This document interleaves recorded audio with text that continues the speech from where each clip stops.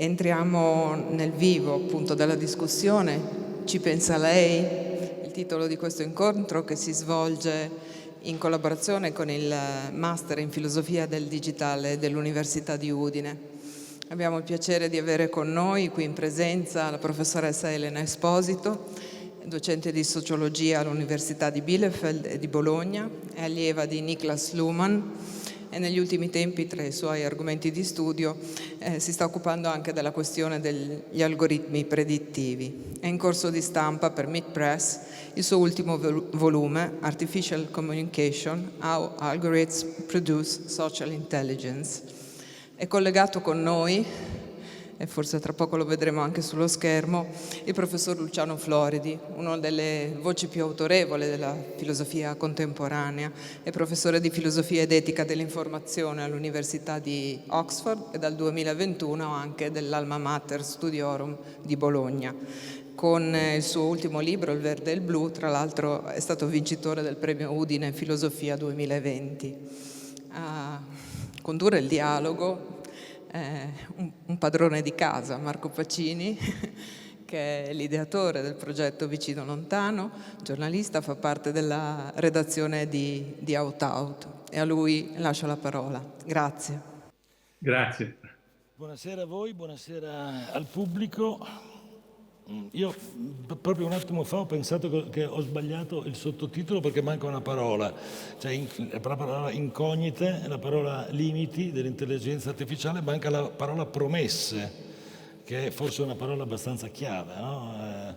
Rispetto a ogni discorso sull'intelligenza artificiale. Però sono molto contento di avere due ospiti, non solo perché per il nome e l'importanza che hanno negli studi in questo settore, ma perché sono due umanisti, una sociologa e un filosofo. Io credo che nella letteratura corrente sull'intelligenza artificiale i tecnologi forse in questo momento hanno meno da dirci per alcune ragioni, che poi ci spiegheranno bene anche i nostri ospiti e relatori. Una delle ragioni è perché loro stessi spesso non capiscono le procedure o non le capiscono fino in fondo, le procedure che mettono in moto quando creano nuovi algoritmi di IA, eccetera. E la seconda è perché, come dire, c'è bisogno probabilmente di una visione un po' più distaccata su questi argomenti che ormai sono entrati in modo sull'intelligenza artificiale e che è entrata in modo così pervasivo nelle nostre vie, una visione direi sociologica e filosofica che comporti un gesto che filosoficamente definirei di epoché, proprio di sospensione, di presa di distanza per guardare meglio questa cosa che ci sta coinvolgendo e sta appunto cambiando le nostre vite, la nostra quotidianità. Ma prima di tutto, che cos'è l'intelligenza artificiale?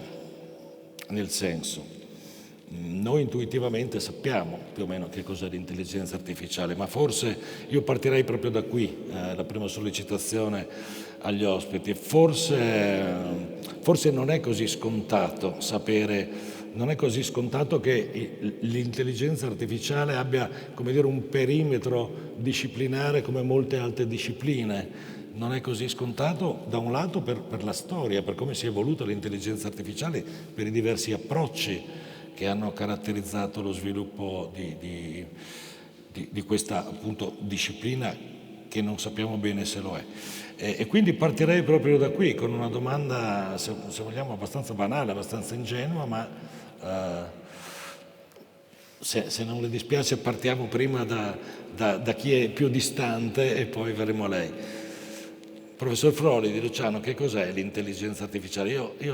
Io so che tu hai scritto pagine importanti su questo tema spiegando perché non lo sappiamo così bene. Ma guarda, soprattutto è un'operazione di marketing che ha avuto grandissimo successo. 70 anni fa bisognava inventare una parola magica, un'espressione, e John McCarthy inventò appunto questa espressione di intelligenza artificiale. Sono 70 anni che cerchiamo di capire esattamente di che cosa si sta parlando e di fatto poi fa riferimento a una famiglia molto ampia di tecnologie e anche di discipline scientifiche, di prassi, talmente ampia che a volte non riconosce neppure, diciamo così, le somiglianze di famiglia. Quello che c'è dietro è, come somiglianza di famiglia, qualcosa che potremmo intendere come la capacità di risolvere problemi o svolgere dei compiti che, questa è la mia definizione, se fatta appunto da una persona richiederebbe intelligenza, mentre in questo caso non c'è bisogno di intelligenza. Capire subito che queste macchine fanno cose che se le dovessimo fare noi dovremmo farle con intelligenza, mentre loro riescono a farle senza alcuna intelligenza, questo è un divario enorme, diciamo, nel dibattito su che cos'è l'intelligenza artificiale. La difficoltà nel capire di che cosa si sta parlando è talmente ampia che nella legislazione che oggi abbiamo in proposta da parte della Commissione europea sull'intelligenza artificiale e la legislazione relativa, c'è una parte finale in cui si cerca di dire esattamente a che cosa si applicherà questa legislazione, e lì in realtà poi si va un po' per gesti, cioè come dire, intendiamoci, si capisce, processazione di dati che riesce a risolvere problemi, ma poi si finisce per rischiare di includere il cucù di nonna, che da allora è magari invece il robottino più avanzato di Amazon. Allora, forse la cosa migliore da fare è capire che l'intelligenza artificiale è un'etichetta molto vaga, non è un'etichetta scientifica.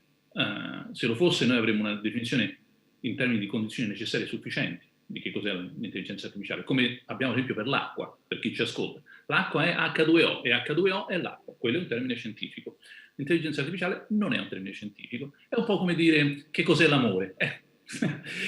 Oppure che cos'è l'amicizia. Sono quei termini che ci fanno capire tutta una serie di attività, interessi, capacità tecnologiche, ma attenzione a non pensare, a non credere, cioè a non illudersi di poter definire qualcosa che in realtà non è un oggetto, non è un elemento scientifico a nostra portata. È un'area di interesse dell'ingegneria oggi, soprattutto, piuttosto che delle scienze cognitive.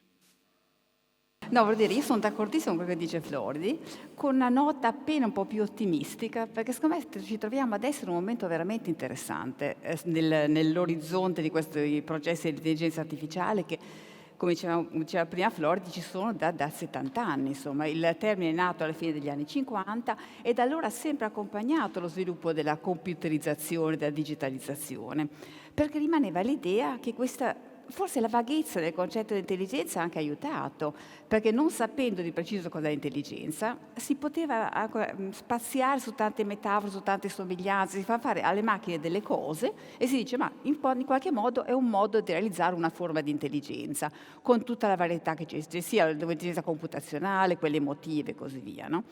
Ecco, il motivo per cui secondo me adesso ci troviamo in un momento molto interessante è che da un lato le macchine sembrano essere più intelligenti di quanto siamo mai state prima, perché da una quindicina d'anni con questi processi di machine learning, ne parliamo, con questi nuovi dati che ottengono dal web, eccetera, le macchine riescono a fare delle cose che prima sarebbero state impensabili, comunicano con noi, scrivono testi, producono musica, fanno prognosi e diagnosi mediche, sono dappertutto, come abbiamo visto in ogni aspetto della nostra vita, le macchine fanno delle cose e spesso le fanno molto bene, per cui le promesse di cui parlava prima secondo me ci sono, no? Per cui da un lato le macchine sembrano più intelligenti che mai, dall'altro se si parla con i programmatori che hanno delle cose da dire dalla loro prospettiva, perché fanno delle cose strabilianti con questi algoritmi oggi, no? Però secondo me adesso c'è la consapevolezza, io la metterei così, che le macchine riescono a sembrare intelligenti, a operare in modo che equivale a quello, come diceva Floridi, che noi faremo con l'intelligenza, perché non cercano più di esserlo. I programmatori adesso non cercano più di imitare con le macchine l'intelligenza umana, di cui appunto sappiamo pochissimo, per cui era già un'idea abbastanza strampalata fin dall'inizio, no? È cruciale, direi, no? Nel dibattito anche sugli sviluppi dell'intelligenza artificiale. Prego. È una grande novità da adesso, perché prima del machine learning, prima di questi grandi dati che abbiamo adesso, ha segnato una svolta, perché i dati c'erano da sempre, le macchine che apprendono c'erano da sempre, ma adesso c'è stata questa accelerazione che secondo me è legata al fatto che, posso fare un esempio? Adesso, ad esempio, molti di noi utilizzano, io lo faccio spesso, questi software per la traduzione automatica delle lingue, che erano una specie di barzelletta fino a 20 anni fa, perché producevano tutte queste gaffe implausibili, e adesso funzionano in modo veramente eccellente. Chiaramente ogni tanto non indovinano, però spesso la traduzione è ottima, no? E questi software vengono prodotti da programmatori che non conoscono le lingue e insegnando alle macchine non a conoscere. Per esempio, il programma che traduce dall'italiano al cinese, diciamo, è fatto da programmatori che non sanno il cinese e non cercano neanche di insegnare alla macchina il cinese. La macchina lavora in un modo completamente diverso da noi, non sulla base delle rigore della lingua, non sulla base della conoscenza della grammatica, neanche sulla base di un gran vocabolario, no? Le macchine individuano in modi per noi incomprensibili questi pattern in questa grande quantità di dati e li usano per produrre queste traduzioni che sono eccellenti. Come dire, hanno cominciato a tradurre così bene quando hanno smesso di cercare di rifare con la macchina quello che faremo noi, comprendendo il linguaggio, conoscendo la grammatica, producendo delle frasi che hanno senso. Ecco, questa secondo me è la svolta veramente affascinante adesso, che ci troviamo con questi prodotti, come dire, che nel circuito della comunicazione diventano estremamente intelligenti, senza bisogno che la macchina in sé stessa abbia bisogno di essere intelligente. Noi abbiamo detto che non sappiamo bene definire l'ambito disciplinare in modo preciso, non è la formula, diceva Floridi un attimo fa, non è H2O. Sappiamo invece che sta cambiando profondamente le nostre vite e a questo verremo perché forse è l'aspetto più interessante, poi quello no, che riguarda ognuno di noi, ogni utente. Credo che ognuno di noi presente qui oggi abbia avuto un'interazione con qualche forma di intelligenza artificiale, a più di qualche interazione, probabilmente anche qualche decina da stamattina fino alle 8:15 di questa sera. Ma consentitemi, siccome poi l'argomento è molto vasto e non vorrei annoiare facendo un po' la storia dell'intelligenza artificiale, ma siccome c'è di mezzo la parola intelligenza e abbiamo già visto che la state un po' ridimensionando, qualche cenno, Floridi, sugli approcci diversi che oggi trovano invece, cioè ha una storia l'intelligenza artificiale, noi abbiamo detto anni 50, adesso io banalizzo e sintetizzo ma voi spiegherete meglio. I due principali approcci sono stati l'approccio diciamo simbolico, logico-matematico e quello chiamato connessionista, no? Che ha portato poi alle reti neurali e tutto il resto. Anche per il nostro pubblico, per chi non è esperto di questa cosa, vogliamo raccontare brevemente la storia di questi due approcci e il punto nave in cui ci troviamo oggi, cioè si sono fusi, stanno lavorando insieme. Una nota introduttiva, anche se non è la prima domanda. Si può fare con semplicità anche. Diciamo con due coppie. La prima coppia l'hai già introdotta tu, cioè per moltissimi anni noi abbiamo avuto un'intelligenza artificiale come una branca soprattutto dell'informatica che ha cercato di risolvere problemi oppure avere a che fare con dei compiti che dovevano essere svolti sulla base del cavallo di battaglia, chiamiamolo così, del se allora, cioè l'inferenza. Se questo e questo accade, allora fai questo e quest'altro. E per tantissimo tempo, ma andiamo diciamo, negli anni 60, ancora 70, si pensava che prima o poi, come si dice tra ragazze e ragazzi, il problema l'avrebbero craccato, cioè si sarebbe appunto riusciti a trovare un modo per far fare a queste macchine cose, come ad esempio diceva giustamente Elena, la traduzione in questa modalità. E siamo arrivati ai limiti, tant'è vero che c'è stato il cosiddetto inverno dell'intelligenza artificiale, fine dei fondi, tutti si sono un po' disillusi, si sono stancati di sentirsi promettere questo e quest'altro e le cose sono andate un po' in sordina.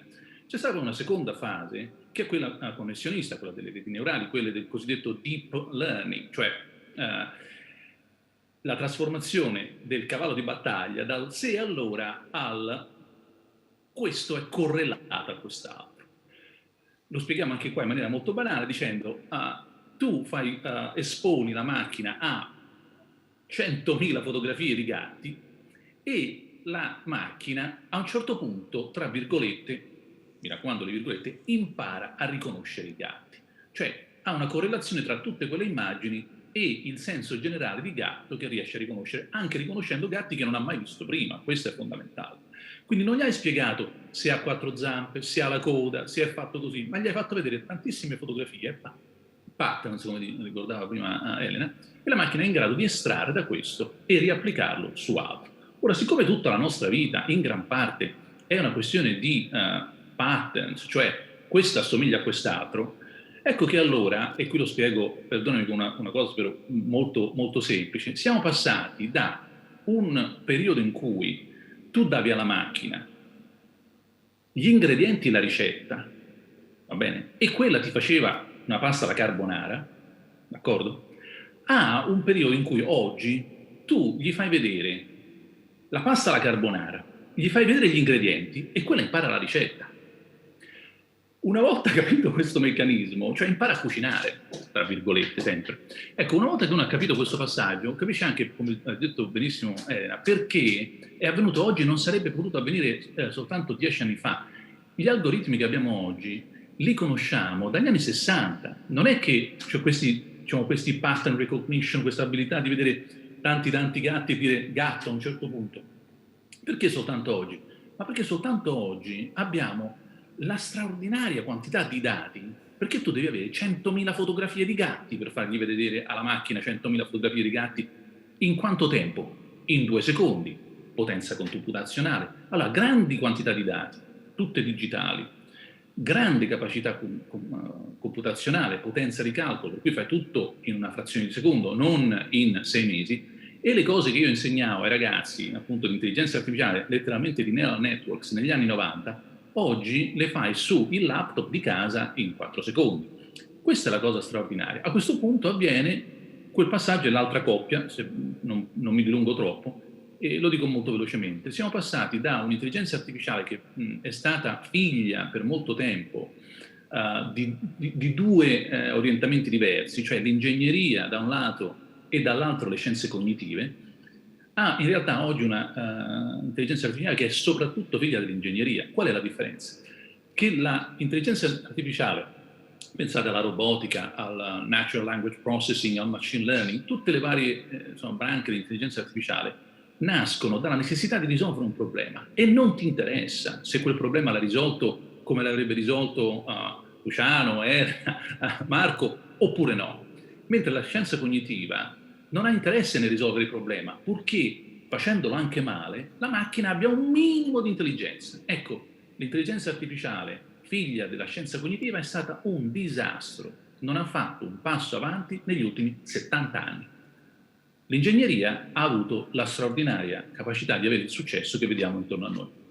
Tuttavia, e qui chiamo in causa anche io credo la storia che ci ha fatto sinteticamente credo, è quella, non credo che la professoressa abbia nulla da aggiungere, però è interessante perché noi diciamo un po' o del tutto profani su questo argomento, nonostante quello che ci ha appena detto Floridi, qui chiamo in causa Elena Esposito, continuiamo a sentir parlare di reti neurali e di queste cose qui, quindi c'è ancora l'idea, come dire, o almeno così viene trasmessa nella divulgazione su questo tema che si presta peraltro abbastanza poco alla divulgazione, abbiamo ancora l'idea che non si sia del tutto abbandonato quell'approccio, diciamo, che tende a replicare i meccanismi neuronali, o no? O non è così? O è stato del tutto abbandonato?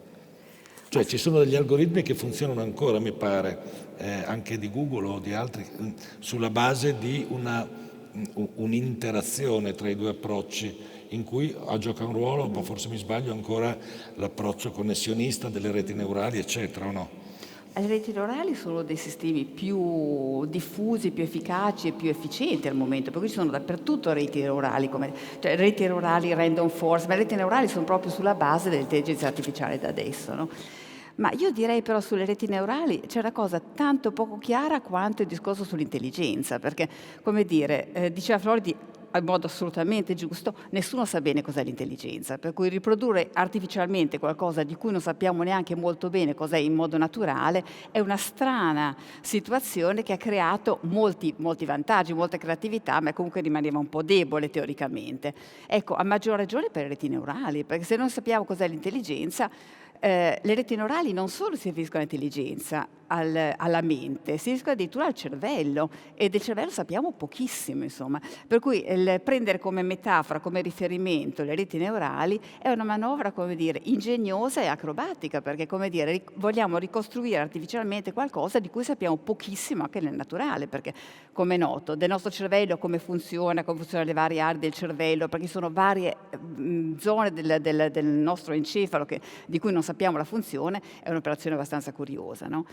Per cui a me sembra, parlando anche con dei programmatori, che a Bielefeld lavoriamo molto in contatto con questo centro che si chiama SITE, che si occupa proprio di computazione, a me verrebbe da dire che loro hanno una notevole consapevolezza dei limiti di questo approccio solo ingegneristico. Loro fanno il loro mestiere, lo fanno molto bene, ma sanno che vanno a incontrare delle zone in cui la loro competenza un po' finisce, in cui si dovrebbe generare l'epoché di cui parlavi tu, insomma. E secondo me da qualche anno c'è meno arroganza computazionale di quanto ci fosse prima. Vengono a cercare anche un contributo diverso da altre discipline, no?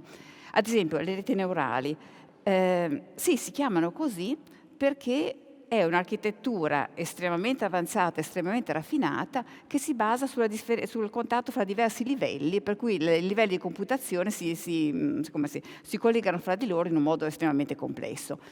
E come metafora hanno scelto il funzionamento delle reti del cervello.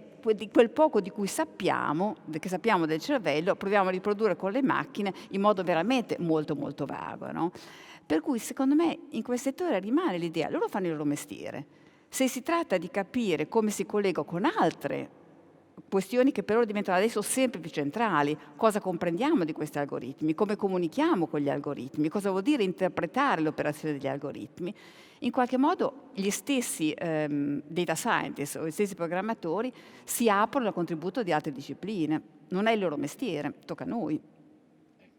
E la cosa che dicevo in premessa tocca a voi probabilmente, tocca anche non solo naturalmente agli umanisti, senza contare che ci sono alcuni tecnologi, mi viene in mente, ma farò un nome che secondo me non abbiamo mai parlato con Luciano, ma secondo me non gli è simpatico, farò il nome di un tecnologo che è Jaron Lanier, che ha scritto dei libri molto popolari sul digitale, eccetera, che tentano di riappropriarsi da tecnologie di un approccio umanistico per affrontare questi problemi. Ma quindi quello, se provo un po' a riassumere, mi sembra che su questo, sulle premesse siate molto in sintonia, il vostro pensiero sia abbastanza in sintonia, no? Il fatto che non si tratta di... E allora la domanda è, ha ancora significato parlare di IAG, intelligenza artificiale generale, che veniva presentata come il raggiungimento dell'intelligenza di livello umano, diciamo così. Se noi togliamo, come mi pare stiate facendo, l'umano, lo mettiamo un attimo tra parentesi, lo mettiamo un attimo da parte e stiamo dicendo che quello che fa l'intelligenza artificiale è un altro mestiere, diciamo così, rispetto a quello che facciamo noi quando anche in questo momento che stiamo chiacchierando. Ha ancora senso questo santo graal, come è stato chiamato dagli studiosi dell'intelligenza artificiale generale, cioè di fatto pari a quella umana, o non ha più senso parlare di questo? Cioè l'intelligenza artificiale che capisce, per intenderci. Sì, quella di Guerre Stellari, la lasciamo a Guerre Stellari. No, quello è stato da sempre o un'illusione di chi ci ha sperato tanto. Io ad esempio con John McCarthy ci ho lavorato a un certo punto, lui era già in pensione, e John è morto credendo nell'intelligenza artificiale universale, quella che si sarebbe un giorno avverata come quella appunto di Guerre Stellari. E infatti le discussioni lì non sono mai andate molto lontano. Oppure è stato in realtà un marketing di qualcuno che, dovendo vendere il prodotto, poi ha fatto di tutto affinché questa ideologia avesse un po' di credibilità. La realtà è che noi stiamo andando sempre di più, e qui sono i problemi veri che dovremmo affrontare, non verso un matrimonio tra biologia e ingegneria, cioè intelligenza universale, però fatta in silicone, ecco. In silicio, si fa un'altra cosa, perdonate l'anglicismo. E ecco, non verso un matrimonio, quindi tra ingegneria, ingegnerizzazione di un artefatto e capacità biologica, anche di un topo, neanche quella umana, di capire qualcosa, di saper imparare, di reagire al mondo essendo nel mondo.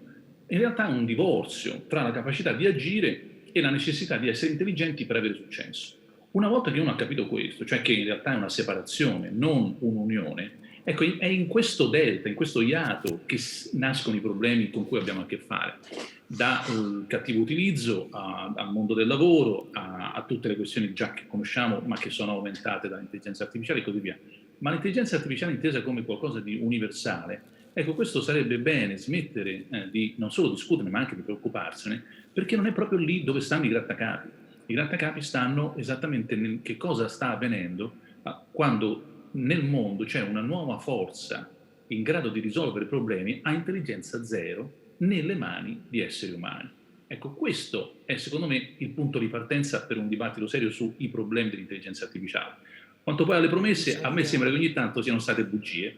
No, qui ci arriviamo perché nelle mani degli esseri umani vediamo cosa sta già accadendo, ma ci arriviamo tra poco. Sì, in un recente scritto Elena Esposito paragona un po', mi pare che cita Hans Blumenberg, no? Dice, noi non dobbiamo, cioè, l'uomo quando ha inventato l'aereo non ha cercato di creare un meccanismo che sbatta le ali, ma ha fatto qualcosa di diverso, e quello che sta avvenendo più o meno, no? È un esempio, un parallelismo, una similitudine abbastanza interessante per dire che siamo arrivati a questo punto di divaricazione nella ricerca, cioè è inutile cercare di perseguire l'intelligenza. Stiamo facendo un'altra cosa, è questo. Questo però, ecco, rifacendomi poi, ti ho interrotto prima che tu cominci a rispondere, però vorrei sentire su questo anche Floridi, perché ha citato un attimo fa, senza citarli in realtà, alcuni autori che mi vengono in mente che invece hanno, mi sembra, un tutt'altro approccio, e parliamo di autori che si sono occupati di intelligenza artificiale in questi ultimi anni con un grandissimo successo di pubblico, no? Parliamo in particolare di Nick Bostrom col libro Superintelligenza, parliamo di Max Tegmark che è un fisico col libro, come si chiama, quello della cortina Vita 3.0 se non ricordo male, e parzialmente perché non appartiene alla stessa scuola di pensiero, di un altro libro di grande successo di Pedro Domingos che si intitola in modo inquietante l'algoritmo definitivo. Ecco, perché sono ammesso e non concesso che scusa, sto interpretando la tua risposta, ma sono sicuro che mi dirai che sono approcci sbagliati, eppure non sono dei cretini, voglio dire, cioè è gente che un po'. Perché,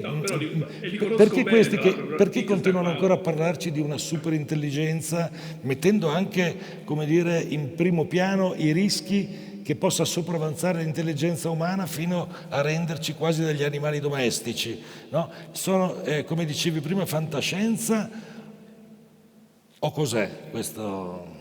No, ma qui entriamo nella sociologia della conoscenza, che ci dice appunto che a volte sono forze di mercato, moda, la volontà di apparire e il desiderio di essere sul frontispicio del giornale.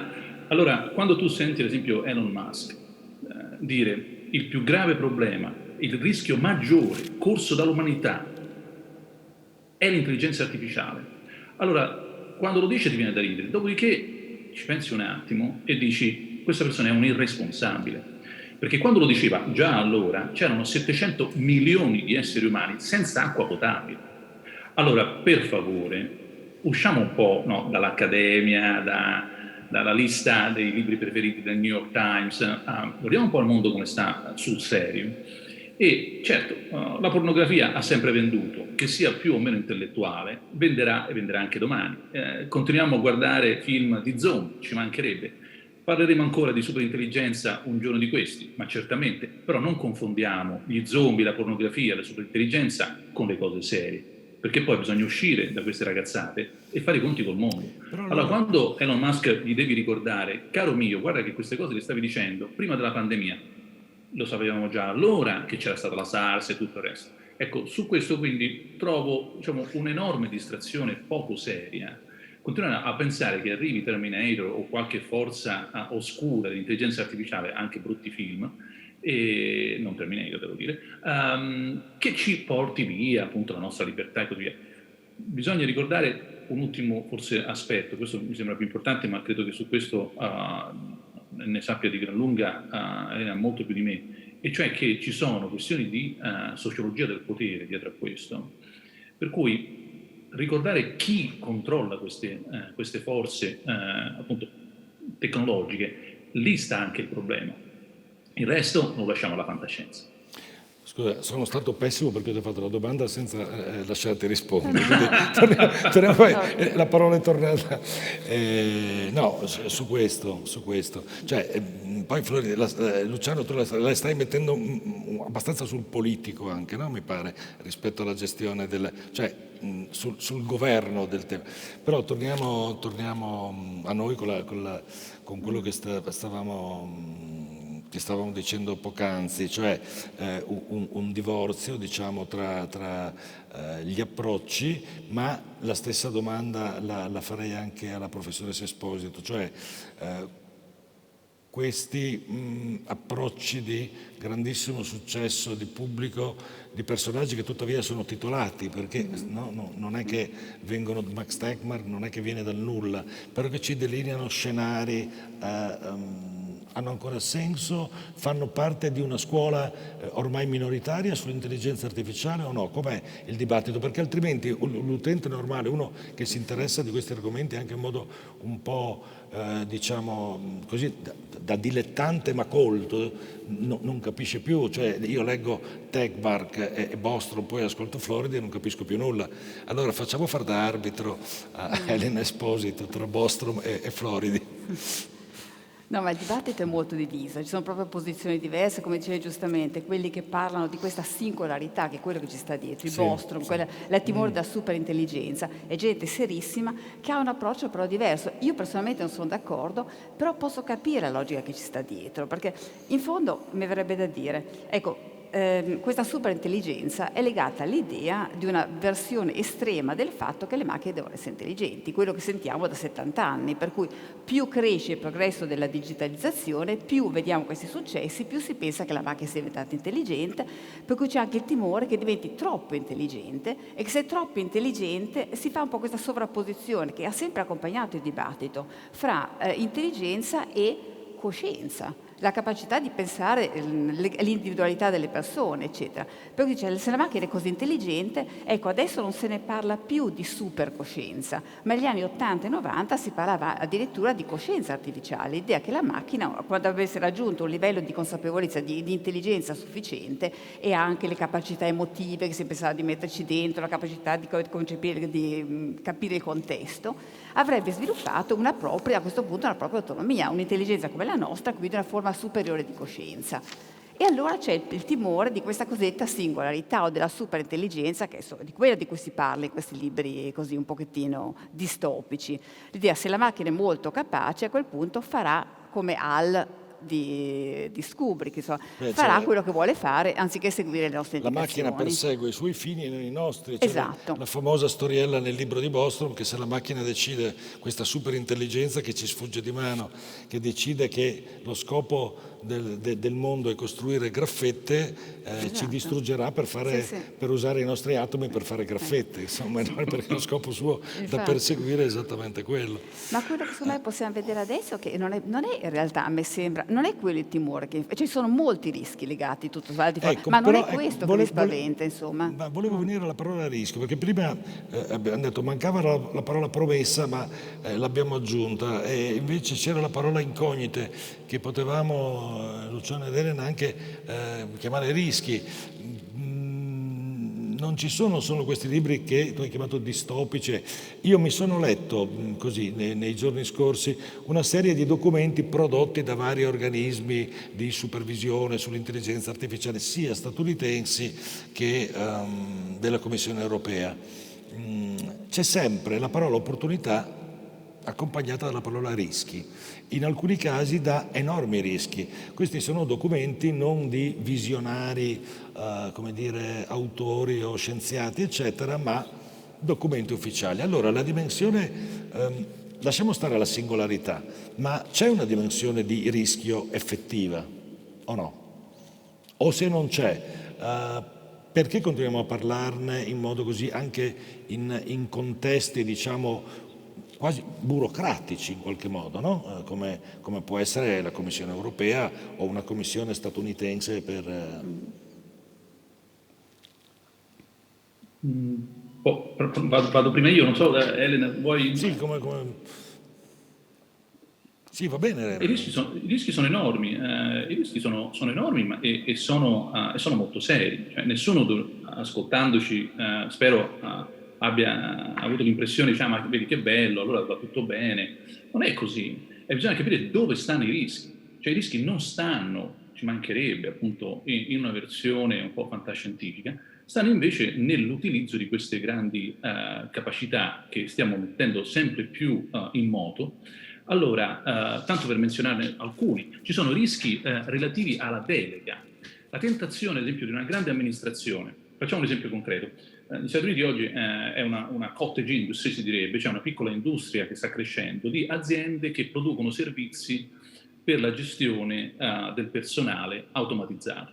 Parte di questo, sono circa, fai conto, una quindicina di aziende, start-ups, quelli, e lavorano poi per le grandi aziende. Uno dei servizi che forniscono, ad esempio, è quella del reclutamento del personale. Se tu sei una grande azienda che ogni anno ha un turnover di migliaia e migliaia di persone che entrano e escono, soltanto fare il cosiddetto concorso all'italiana per tutte queste persone è un grattacapo senza fine. Ti devi guardare migliaia di curricoli, così. L'automatizzazione diviene naturale. Automatizzare tutto questo vuol dire intelligenza artificiale, in questo caso machine learning. Allora, fino a che punto vogliamo delegare e fino a che punto vogliamo controllare?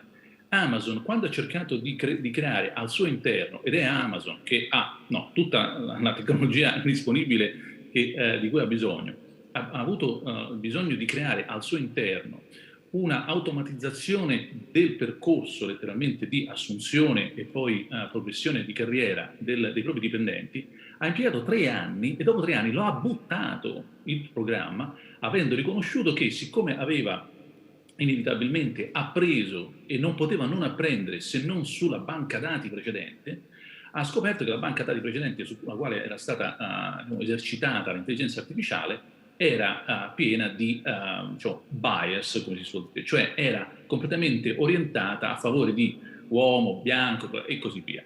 A questo punto l'intelligenza artificiale di cui aveva bisogno non serviva più perché avrebbe soltanto ricreato lo stesso problema. Allora si può vedere questo come un problema oppure anche una soluzione. Il problema è, accidenti, guarda un po' che cosa sarebbe dovuto accadere. L'intelligenza umana è stata quella da parte di Amazon di fermarsi e dire questa soluzione non funziona perché sta semplicemente riproducendo e rendendo ancora più gigantesca una problematica che avevamo già da prima, cioè un cattivo bilanciamento nella forza lavoro e così via. Questi sono problemi concretissimi, per cui quando la prossima volta ci sentiremo dire in banca, no, guardi professor Freud, mi spiace, però il conto, tra l'altro se volete ve la racconto, cioè questa è anche una cosa vera, purtroppo il mortgage, diciamo, il mutuo sulla casa non glielo possiamo rinnovare. E ho detto perché? Cioè, perché il computer ha detto no. Cioè, andate a controllare, io già ce l'ho con voi, il mutuo sulla casa, lo sto rinnovando. Poi si scopre che c'era stato un errore e qualcuno non aveva controllato l'errore. Per fortuna tu parli con qualcuno e questo qualcuno poi ferma tutto e dice no, ci scusi, è stato un errore dell'intelligenza artificiale, ecco il mutuo sulla casa. Questi sono i problemi ho parlato di una cosa soltanto, è delega. Tu pensa a tutte le altre questioni di cui abbiamo qui in discussione. Ti posso aggiungere un altro piccolo problema, tanto per rendere la cosa un po' più preoccupante. Anni fa, e ci sono video su YouTube, quindi non è che le sa soltanto il prof di filosofia di Oxford, tanti anni fa, ma ormai tanti anni fa, fu richiesto dall'esercito del sud, della Corea del Sud, di creare un sistema automatico di difesa per la linea, che poi è molto poco ben definita, con la Corea del Nord. La Samsung produsse questo sistema di difesa di identificazione dell'oggetto e eliminazione dell'oggetto identificato, quindi sostanzialmente un radar che sparava col cannone, tanto per essere chiari, del tutto automatico, al 100%. Furono i generali a dire no, guardi, mettiamoci un soldato qui, perché lì c'erano anche visitatori, bambini, qualcuno che si è perso la palla. Ci siamo dovuti affidare all'intelligenza dei generali affinché non ci fosse un sistema automatico di identificazione del target e sparare a vista, perché altrimenti la macchina era stata costruita in questo modo dalla Samsung. Ecco, questi sono i problemi seri con cui abbiamo a che fare e come vedi si tratta in realtà non di intelligenza artificiale, ma come si suol dire di stupidità umana. Quindi il rischio della stupidità umana che è un rischio anche, come dire, sociale, di controllo sociale, vediamo cosa sta avvenendo in Cina, no? Per esempio, cioè l'uso che si può fare dell'intelligenza artificiale. La Cina è abbastanza paradigmatica, soprattutto in alcune città campioni, no? Elena Esposito. Sì, no, su questo non c'è dubbio, ma no, a me fa piacere che Luciano Flori abbia sollevato la questione del bias, che chiaramente è la questione adesso. Sono due questioni centrali adesso, il bias e l'incomprensibilità degli algoritmi, l'oscurità degli algoritmi. Ma il bias, come è interessante... Sì. Sì, ma infatti secondo me è interessante il nostro discorso, perché in fondo è l'altra faccia dell'intelligenza, per cui siamo tutti d'accordo nel dire che gli algoritmi non sono intelligenti e non hanno bisogno di essere intelligenti, no? Allora dove va a finire l'intelligenza? Come fanno le macchine a comportarsi in questo modo che sembra così intelligente? E qui è la svolta che abbiamo negli ultimi 10-15 anni, perché le macchine hanno imparato a non cercare di essere intelligenti da soli, ma in qualche modo ad andare a nutrirsi dell'intelligenza che tutti noi mettiamo nel web con il nostro comportamento quotidiano. Le macchine imparano questi big data, non vuol dire solo che sono grandi quantità di dati, sono dati di tipo diverso. Le macchine hanno imparato da quando c'è il web, quindi non a caso da una ventina d'anni, insomma, a trarre delle indicazioni dal nostro comportamento sulla rete. Faccio solo un esempio. Google, che sappiamo che, l'abbiamo già citato, è il paradigma di successo di queste cose, rispetto ai motori di ricerca precedenti ha avuto questo successo così esplosivo perché ha imparato a fare questo, PageRank, eccetera. Cosa vuol dire? Brin e Page non hanno cercato di creare un motore di ricerca che fosse intelligente di suo, che avesse una sua ontologia, come si dice, questi curiosi termini, o un albero ramificato per capire come sono collegati i concetti, che la macchina in qualche modo capisse cosa chiedevamo noi per darci una risposta pertinente. La macchina che hanno creato loro è completamente piatta, vuota, e impara semplicemente dal comportamento degli utenti sulla rete che cosa è rilevante per gli utenti, con questo famoso sistema del backlink, eccetera. In altri termini, quando io faccio una domanda a Google, gli dico quali sono i siti più rilevanti su questo argomento, dove sono i ristoranti più buoni, o dimmi delle indicazioni su questo, va a vedere cosa hanno fatto tutti gli utenti sulla rete e mi dà una risposta che è tanto intelligente perché appunto, come diceva prima, non cerca di essere intelligente. Utilizza, sfrutta, si nutre dell'intelligenza degli utenti, no? E questo è il grandissimo vantaggio che ha come altra faccia della medaglia quello che giustamente diceva Floridi, perché poi gli utenti non sono tanto corretti, noi siamo bias, cioè l'utente si nutre di tutti questi pregiudizi contro i neri, contro le minoranze, contro o il razzismo, tutte le porcherie che noi comunque mettiamo nella rete, no? Per cui delle due l'una, e questo è un grande rischio. L'intelligenza si nutre del nostro comportamento. Il nostro comportamento intelligente è tutt'altro che corretto, è profondamente biased. Per cui è difficilissimo controllare il bias senza rinunciare alla spinta propulsiva che le macchine e gli algoritmi hanno utilizzando il comportamento delle persone. Questa è la grande sfida, una delle grandi sfide, insomma. E ci sono tanti esempi, insomma.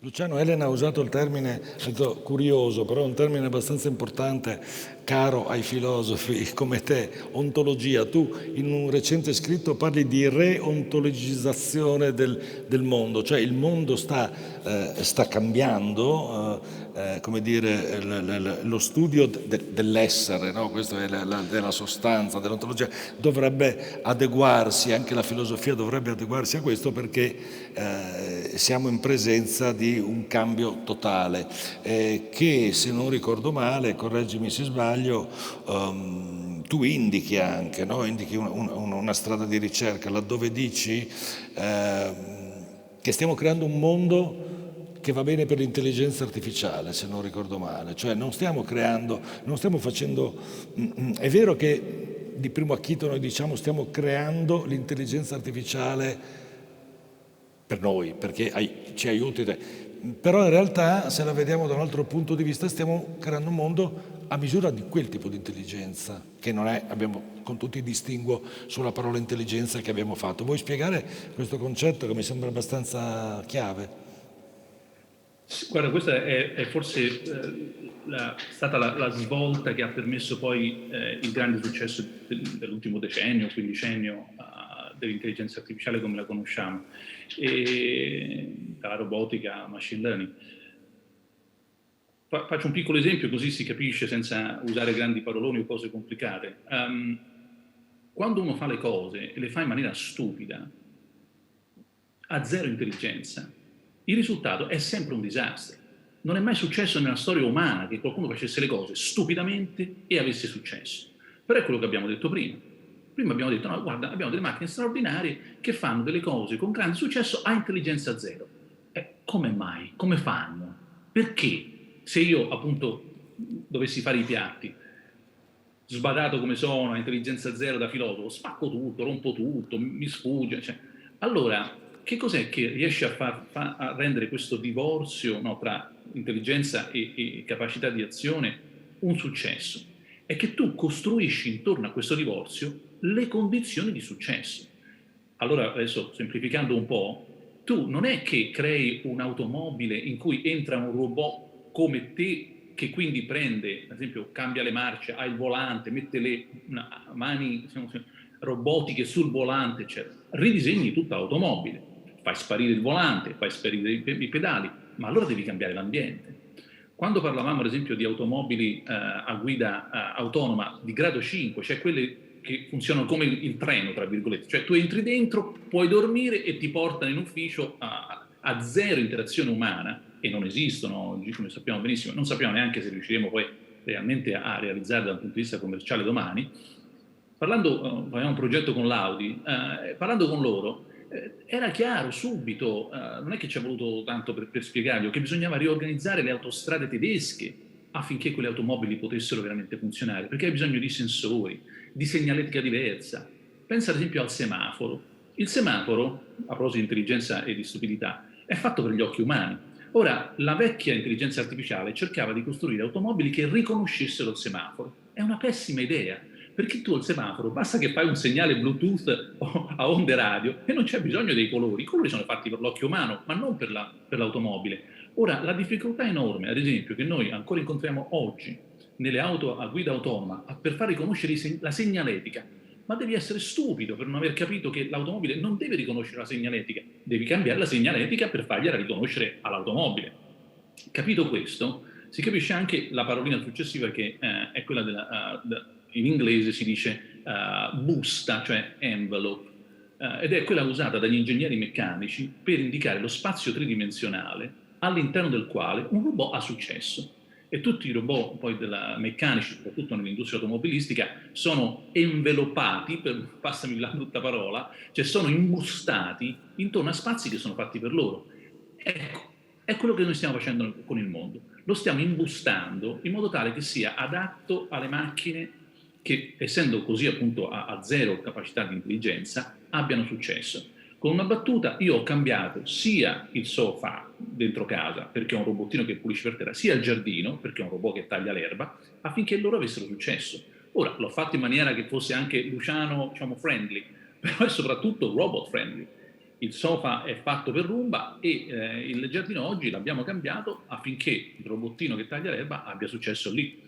Questo è il mondo in cui ci stiamo avviando, dobbiamo fare attenzione. Sei d'accordo, Elena, su questa analisi? Cioè che stiamo costruendo un mondo a misura di algoritmo, diciamo, e che conseguenze ha? Lo chiedo anche alla sociologa, oltre che all'esperta di intelligenza artificiale, anzi soprattutto alla sociologa. Che conseguenze ha per le nostre vite, per le nostre interazioni umane, che poi restano, no? Da qualche parte restano. Sì. Ma io direi proprio da sociologa, non lo so, le cose dette fin qui sono plausibili, ma io la vedrei in modo un pochettino diverso, perché in fondo io non vedo questa svolta epocale adesso per queste, chiamiamole, macchine digitali così, e l'impatto nel nostro mondo umano come una forma di deumanizzazione noi che ci adattiamo alle macchine, perché in fondo la storia sociale, la storia umana è una storia di convivenza degli uomini con le macchine, in cui noi ci adattiamo alle macchine, adattiamo il nostro mondo alle macchine.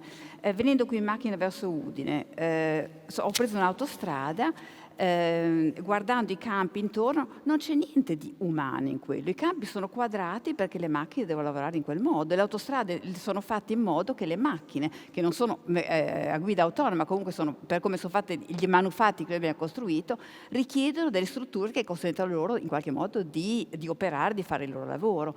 Cioè noi viviamo in un mondo, come dire, secondo me il mondo umano, la specificità degli esseri umani è di costruire artefatti, cose che altri animali non fanno, per cui il nostro mondo umano è un mondo di convivenza con artefatti umani, con macchine, eccetera, che non è che secondo me nega la nostra umanità, è un modo in cui nella storia della società abbiamo creato il nostro modo di essere appartenenti alla società, il modo di essere umani.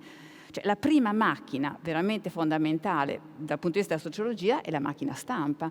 Noi siamo quelli che siamo perché leggiamo libri che sono prodotti con delle macchine, altrimenti non sarebbe potuto essere lo sviluppo culturale che noi conosciamo. Per cui il nostro modo di pensare, di riflettere, di ragionare su cui siamo, su cosa siamo, cosa desideriamo, che deriva proprio dalla presenza della macchina stampa, come dire, siamo formati in un mondo in cui conviviamo costantemente con le macchine già da sempre. No, i rischi, secondo me, che ci sono grandissimi, sono dovuti al fatto che è una tecnologia radicalmente diversa e come tutte le tecnologie si impatta in un mondo che ancora non è fatto a misura di questa tecnologia. Se posso fare un esempio, ad esempio, il nostro progetto sugli algoritmi predittivi cerca di capire come le previsioni degli algoritmi incidono nella nostra società, che si basa su previsioni di tipo probabilistico, cioè che ci danno delle indicazioni su delle medie della popolazione in cui nessuno sa con precisione che cosa succederà a qualcuno in un momento preciso, ma sappiamo come andranno le medie, come andrà, quante persone compreranno un certo prodotto nell'estate dell'anno prossimo, in media più o meno, no? Gli algoritmi ti promettono di dare delle predizioni molto diverse, fanno delle previsioni individualizzate e precise. Un testo di Predictive Analytics dice: io non prevedo quante persone compreranno dei gelati in agosto in Italia, io prevedo se Marco Pacini comprerà un gelato al cioccolato il 20 agosto 2022. Cioè un modo di lavorare sulle previsioni veramente diverso. Ecco, cosa succede nella nostra società che si basa sul ruolo fondamentale di quella che noi chiamiamo la shared uncertainty, il fatto che nessuno sa le cose in anticipo, per cui come ci attrezziamo insieme per affrontare un'incertezza che è condivisa. Ad esempio, una parte del nostro progetto è sull'assicurazione e l'assicurazione si basa proprio sul fatto che nessuno sa chi potrà avere un danno in futuro. Proprio per quello io non saprò chi sarà malato, chi preciso avrà un incidente in macchina, eccetera. Proprio per quello, siccome l'incertezza è condivisa, noi tutti siamo disposti a pagare un piccolo premio assicurativo che in qualche modo ci copre tutti. Ecco, nel momento in cui l'algoritmo ci dicesse di preciso chi quando avrà un incidente e chi quando si ammalerà, da un lato è una grossa promessa, una grossa opportunità per l'industria medica, eccetera. D'altro lato, nessuno avrebbe una protezione, insomma, cioè nessuno è disposto a pagare per la malattia o per l'incidente di un altro, insomma. Ecco, non perché gli algoritmi siano cattivi, non perché questa cosa sia necessariamente negativa, è semplicemente talmente innovativa, talmente diversa, che impatta in una società che si basa su strutture di altro genere. Io vorrei chiudere con una riflessione su questo, perché una delle grandi questioni Elena ha introdotto in realtà uno dei grandi temi chiamiamolo quello che è stato definito il pensiero della tecnica novecentesco, no? Che ha visto dibattere filosofi contro scienziati, filosofi contro filosofi, sociologi, eccetera. E il grande tema è quello che riguarda un po' la storia della cultura, la filosofia, l'antropologia, è quello se ci sia o non ci sia una discontinuità nella storia della tecnica e delle tecnologie, no? Possiamo, così, a me piace attribuire l'inizio di queste riflessioni sulla tecnica a un antropologo di inizio Novecento che era Arnold Gehlen, secondo il quale noi siamo quell'animale che, poiché è uno sfigato, tra virgolette, rispetto agli altri, cioè è carente di istinti, deve inventarsi le tecnologie per poter sopravvivere, prima per poter sopravvivere e poi per poter dominare il mondo. Quindi noi siamo quel tipo di animale lì fin dall'inizio, siamo un animale tecnologico, no? Siamo un animale, siamo Homo faber, non siamo nient'altro, ed è proprio per questo che siamo sopravvissuti come specie, e quindi questo sarebbe, come dire, gli ultimi esiti della tecnologia non sarebbero altro che uno stadio di questo processo, no? Prometeico, diciamo così. D'altro lato c'è chi sostiene invece che siamo in presenza di una discontinuità con le tecnologie digitali, eccetera. Adesso la faccio un po' breve, banalizzo, tentando di sintetizzare, cioè dicendo questo è vero, però stavamo parlando di tecniche, chiamiamole sinteticamente ausiliative, non stavamo parlando di tecniche sostitutive dell'umano, no? È come se ci fosse questa volontà di delega che noi affidiamo, no? Anche quando inventiamo la Lega deleghiamo qualcosa al mezzo per far meno fatica, però ci sarebbe una discontinuità, contrariamente a quello che tu pensi, se ho capito bene. C'è o non c'è questa discontinuità? Cioè le tecnologie digitali in generale, l'intelligenza artificiale in particolare, segna una discontinuità nella storia di questo piccolo Prometeo che noi continuiamo ad essere, eccetera, o no? E se no, se la risposta è no, perché no? Luciano. Vado sempre io. Guarda, penso che la risposta forse ragionevole sia capire a che livello di granularità vogliamo guardare anzitutto questa discontinuità, perché si può sempre fare il giochino del ma no, è una continuità a questo livello, oppure il giochino ma sì, è completamente diverso. Allora per me la risposta è qual è il livello di granularità giusto per poi decidere se è discontinuità oppure no. E secondo me da un punto di vista, diciamo, di soprattutto trattamento dei dati, nel senso più ampio possibile, abbiamo un po' questi tre blocchi nella storia umana, cioè l'invenzione dell'alfabeto, quindi della scrittura, sappiamo che è stata inventata in quattro posti diversi nella storia umana. Quando ero ragazzo io l'avevamo inventata noi in Europa, che era Mesopotamia, cioè proprio insomma, come si scrive la storia in altri anni. E poi abbiamo avuto tantissime altre invenzioni, ci mancherebbe, cioè, però il grande, ecco, Esposito l'ha già menzionato, il grande altro momento di scatto, di differenziazione, poi proprio di discontinuità, c'erano i papiri, ma è stato poi con la stampa. Siamo passati dalla registrazione alla diffusione di massa dell'informazione, delle parole, del sapere, delle ciance anche. E adesso siamo passati con questa nuova rivoluzione alla processazione automatica.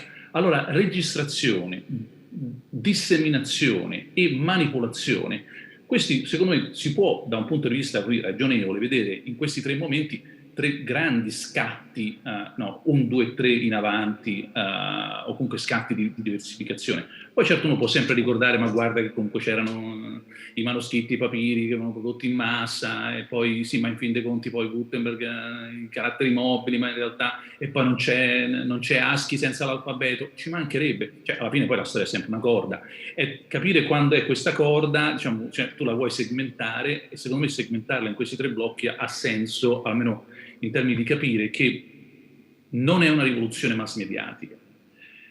Questo lo sentivamo ancora negli anni 90, anche qualche anno fa, insomma, anche grandi intellettuali italiani continuavano a interpretare la rivoluzione digitale come se fosse Gutenberg 2.0, cioè insomma una stampa più potente, una diffusione, ancora oggi senza appunto parlare di documentazione.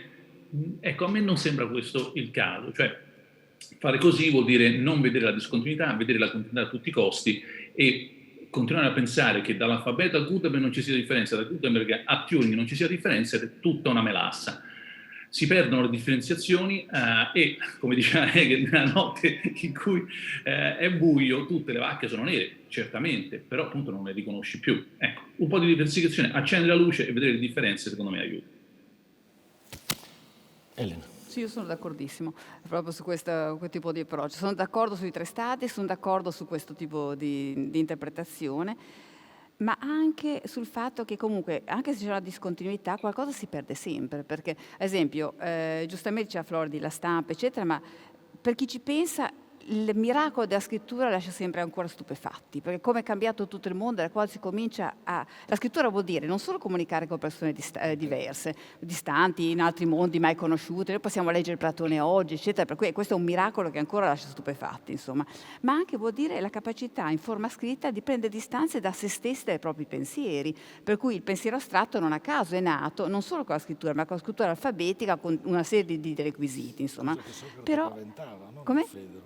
Cosa che Socrate paventava. Esatto, no, questo è il punto, perché appunto con questo ha dato l'inizio a questa storia che in parte è meravigliosa, che appunto ci stupisce tanto, no? Però proprio a quei tempi si appunto non solo Socrate o Platone paventava la scrittura, ma paventava proprio l'effetto, giustamente, aveva ragione, lui diceva la scrittura la vedo come la peste perché può portare dei risultati, eccetera, ma intanto, come diciamo oggi, è stupida.